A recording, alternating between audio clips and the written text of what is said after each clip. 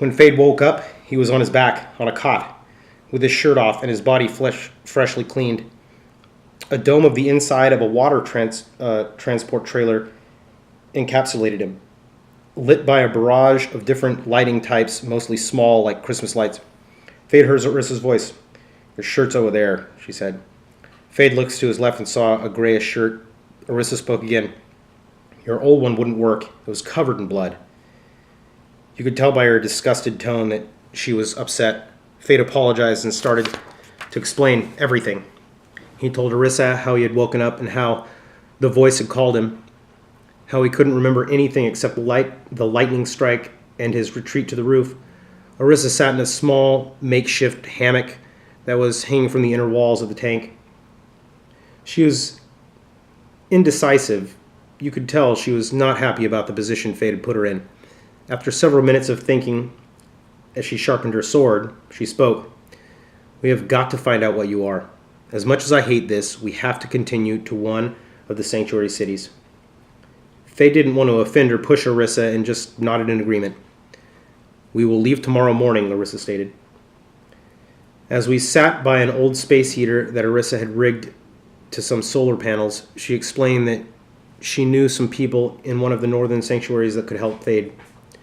Fade asked, "Do you mean with my memories?" Arissa answered, No. With what you are genetically. We can tell if you are safe to humans or if you are dangerous." Fade knew that he was fine if he ate. It was just controlling his emotions and apparently needed to work. He had only been this new person for 3 days now and didn't fully understand himself. He agreed to meet with these other people. As the next day began, Fade and Arissa started to prepare for their journey, but Arissa seemed uneasy. Fade exited the small hidden dwelling with several things. Fade exited the small hidden dwelling with several things that they would be needing for the trip. As he did, Fade noticed Arissa had stopped packing and climbed up to the lookout spot on the corner of one of the junkyard's outlying walls. She gazed out into the distance with a strange, still calm. Fade approached her slowly and climbed up and stood right behind her. "It's too quiet," she exclaimed. Fade was confused, and she could see it in his face. She explained how there used to be so many dead everywhere. Over the last few days, though, they all seemed to just vanish, except for the ones that were almost not there anyway, like the crawler I had eaten a few days ago. Arissa jumped down from the perch and started to pack again. She knew something was wrong. After 50 years, how could everything change so abruptly? "Should we grab the solar panels?" Fade asked. "No. The Jeep has some on it, and the mobile battery packs will last for days without sun." Fade just said, "Okay." He had been gone for so long it felt more and more apparent all the time. Arissa explained that their trip would take several days and that Fade's apparent loss of memory seemed like simple amnesia. She told him that there were simple exercises to fix the problem and/or help. Fade really knew nothing of the subject but was anxious to try anything that could help. That morning as they drove, Arissa bombarded Fade with questions. She had him close his eyes and try to remember things like simple smells and tastes, sounds and feelings. Fade could remember small fragments, which was quite encouraging. He remembered golden hair and big eyes and a smell of sweet flowers. He couldn't see the face of the girl with the golden hair, and she was moving away from him in the memory. He didn't know that he knew her and cared about her. It was a refreshing feeling remembering something that made him feel human again. Arissa could tell that Fade was relieved. She asked about the eyes. Fade told her that they weren't real but were painted, that he had painted them. He remembered. The evening approached, and Arissa decided to stop in a small shopping center where they would hold up for the night. It was crescent-shaped, and the couple could walk about freely without being seen from all sides but one. As Arissa unpacked some of the gear they had brought, she had Fade make a barricade near the entrance and exit of the store closest to the freeway and the Jeep just in case the unliving decided to attack in the night. As the night fell on the shopping center, Arissa had an idea. She saw that one of the stores in the shopping center was an arts and crafts center. She and Fade went and gathered some items to paint with. Fade felt comfortable in the store and looked at the supplies in a familiar fashion, like he had done it before. The two travelers repeated to their bastion. There, Arissa started a small fire, a luxury she had not been afforded for quite some time. Fade watched and helped gather debris from the wreckage of the old rundown shopping center. As Fade got wood, Arissa set up the materials they got from the craft store. She set up an easel and canvas for Fade to practice painting on. She neatly set out the paints and brushes to the side in the small coffee table. Fade came back to their little camp and saw the art supplies that Arissa had set up for him. He smiled at her and asked, "What's this?" Arissa explained, "This is an exercise for your memory." She had realized that Fade might be able to bring out some blocked memories by painting something from them, and asked Fade to paint her something. She laid down and got comfortable. Fade opened several tubes of paint and looked over at Arissa. He could tell that she was getting tired, and he was right. Arissa's eyes were getting heavy, and the warmth of the fire was relaxing her. Fade turned the canvas and positioned it in such a manner as to paint Arissa. Fade fell deep into the painting's details and worked all night without a break to finish it. By morning, Fade had finished the painting. Arissa was still asleep comfortably, and the fire kept burning by Fade's resilient effort to continue painting. The painting was not with what Fade expected. He had started painting a portrait of Arissa as she slept. The portrait turned out to be of another woman in the same position as Arissa. Her face was very familiar to him. He knew her, and he felt like he missed her, but still had no idea who she was. Arissa slowly rolled over and sighed a deep breath of morning air. She got up and asked Fade if there was anything that happened during the night. As she had a small breakfast, she could see that Fade's face was a bit perplexed by the painting. She turned the corner of the canvas and saw that saw the face that Fade had painted. She asked, "Who is it?" Fade answered, "It's you and someone else. I don't know, but she and I know each other." Arissa explained the picture was impressive. Fade was quite the artist. They packed up all their supplies and the new ones they had collected from the craft store. The road continued north, and the couple got back on the highway. The morning continued in a cold fog that had began to steadily get heavier as the two travelers drove farther north.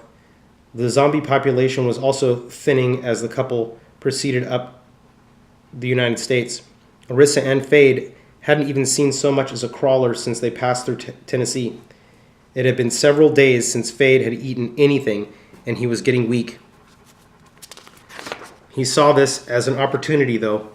He had to control his hunger, to keep Arissa out of danger, and to convince the city dwellers that he wasn't a danger to them. Fade decided to keep himself distracted from the hunger by asking Arissa some questions and drinking his fluids. Water seemed to prolong the hunger's effect. Besides being a very independent woman, Fade didn't know much about Arissa. He asked, "Why do you want to know what I am?" Arissa looked over at Fade as if she was shocked. Unprepared, she answered, "You may have answers." "Answers for what?" Fade replied. Arissa looked at Fade. "Answers to the plague, a cure. Your body could hold the key to making people immune to the plague's effects." "Fade, I have never seen anyone like you, anywhere." Fade took in the levity of Arissa's words. A few moments passed. Fade asked Arissa, "Once we get to the city, will you leave me?" Arissa looked at Fade with an uncomfortable grin and said, "The city and I do not mix. I will stay with you to make sure you are safe, but after that," Fade knew what this meant. He would be alone again, with only his newfound fractured memories to help keep him company. His hunger grew, and he knew he would have to eat soon. As he tried to think of where he would find his next meal, he heard the voice, very faint. The voice was repeating itself with a driving force that was fairly difficult for Fade to resist. It said, "North to Flint." Fade asked Orissa if she heard the voice. She listened for a minute and told him she did not. The farther north they traveled, the stronger the voice got. The unliving's numbers had vastly increased also. Orissa started to get anxious, but Fade calmed her down and explained that they were no danger. They were being guided. Fade explained to Orissa, "I must eat." Orissa could see the animalistic hunger in Fade's eyes and stopped the jeep. Fade jumped out of the jeep and went around another vehicle to position himself in such a way that he could see Orissa, but so that she could not watch him feed. Fade took out the wallet of the dead he was about to imbibe of. As Fade was consumed by his meal, Orissa grew nervous. The seemingly endless and continuous stream of zombies watched her, with all their eyes fixed on her as she sat there in the open. Her hand nervously and cautiously moved to the hilt of her sword. A small child of the unliving, too short to be seen by Orissa, moved up the driver's side of the jeep and brushed the back of Orissa's elbow. She instantly drew her sword and severed the head of the nearest zombie and called to Fade. Fade had consumed nearly half of his victim and saw that the commotion had stopped several zombies in their tracks and redirected them towards Orissa. Fade frantically rushed the jeep, throwing zombies left and right. As he did, more of the unliving started to pay attention to what was happening. The more Fade struggled to get to the jeep, the more impossible it became. The undead numbers kept growing. Orissa climbed to the roof of the jeep and continued to hack the limbs and heads off of assailing zombies. Their numbers had vastly grown now. Orissa and Fade looked at each other. They both knew this was Orissa's last moments. A desperate cry from Fade's lips rang out over the corpse-filled streets. "No! Stop!" Right before an undead attacker buried his diseased mouth into Orissa's arm, he stopped. They all stopped, not just attacking, but moving, and not just the ones who had stopped moving with the group, but all the ones nearby as well. The voice stopped. Only for a brief split second. Fade quickly threw the remaining zombies off the jeep, enough so that Orissa could get back inside and drive, and as soon as Fade jumped in the passenger seat, Orissa took off. They drove northwest now, away from the crowd of undead. The night came, but Orissa didn't want to stop. The two drove until Orissa was falling asleep at the wheel. Fade offered to drive, and Orissa reluctantly accepted and fell asleep in the back of the jeep. Orissa woke up to a beam of light peeking through some holes in between the seats of the jeep. When she sat up, she saw Fade was standing on the edge of the highway, high on the edge of a mountain roadside. She got out of the jeep and approached Fade. "What's going on?" she asked. Fade replied, "Look." Orissa shifted her gaze to the east. What she saw was unimaginable. So many undead that they moved like an ocean tide, crawling like ants across an aged carcass. They moved slowly and steadily towards an unknown destination. Orissa looked fearfully at Fade and said, "We have got to get to the city." She turned and grabbed an apple out of her bag from inside the jeep. She jumped into the driver's seat and turned on the ignition. Fade followed suit, and the couple was once again on the road to Flint. Fade had noticed something, though. The voice was heading to the same place. Fade could see that his body had changed. He could feel wind move across his body easier and was more sensitive to the smells around him. As they traveled, Fade told Orissa that he had to know what was happening. From the time he died with the plague, everything, Orissa agreed. She told him only what her father told her, that it was so fast that it was hard to know where to begin. At the start, little was known about the infection or its origins. It started in Florida, moved outward from there. But it was strange. The first sightings of the infected and their instincts seemed sedated and docile. Then one day, all at once, the unliving just went berserk, biting and infecting all the people around them. From there, the infection spread like wildfire, uncontrollable. It spread worldwide in a matter of days, and after a few weeks, even small rural areas were riddled with the undead. Small groups of survivors flocked to the areas that were the easiest to control and eventually began forming small communities. Most eventually were overrun, but some were able to fortify their positions enough to stabilize and form underground strongholds. These sanctuaries grew into cities that were highly monitored and protected by its citizens. Children were protected and watched even closer because they had been the downfall of so many other communities in the past. So much so that some groups stayed out of the cities altogether and became wandering foragers, moving around constantly on small county roads and avoiding cities at all costs. Fade remembered John's life, the man he had eaten in Arissa's camp. He was such a scavenger. He had survived by these means for many years. I didn't want to tell Arissa what I had gotten from John, but I took comfort in the fact that I could now handle myself amongst the undead if need be. Arissa also added that as time passed, some of the unliving started to act uncharacteristically. They stopped aimlessly feeding and would retreat from areas where their kind would be in danger.